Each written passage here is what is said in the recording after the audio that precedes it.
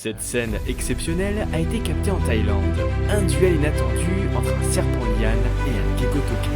Tout commence lorsque le serpent s'aventure près d'un mur, à la recherche d'une proie. Face à lui, accroché à la verticale, le gecko toqué refuse de céder sa position. Très vite, la tension monte. Le serpent tente de l'approcher doucement, prêt à frapper.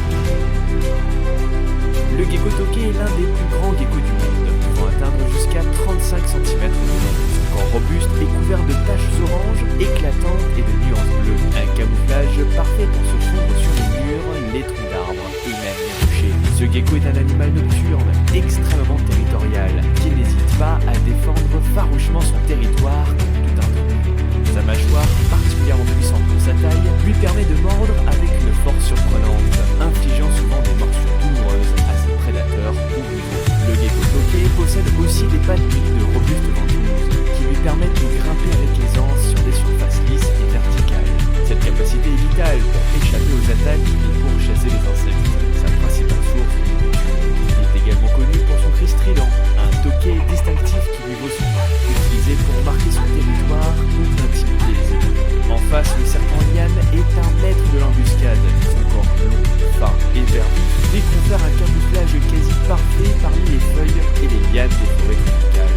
Ce serpent, bien que légèrement venimeux, ne présente pas de danger réel pour l'homme, car son venin est principalement destiné à paralyser de petites proies comme les oiseaux, grenouilles et lézards.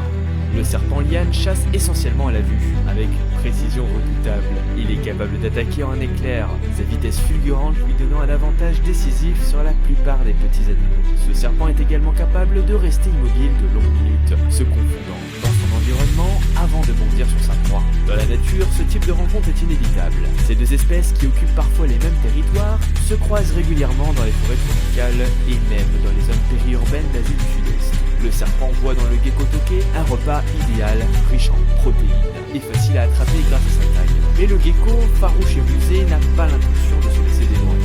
Sa stratégie consiste à rester collé au mur, utilisant ses pattes adhésives pour résister aux attaques et à se propulser par des bonds rapides pour esquiver les assauts du serpent. Si l'opportunité se présente, il mord rapidement, espérant dissuader l'assaillant par la douleur.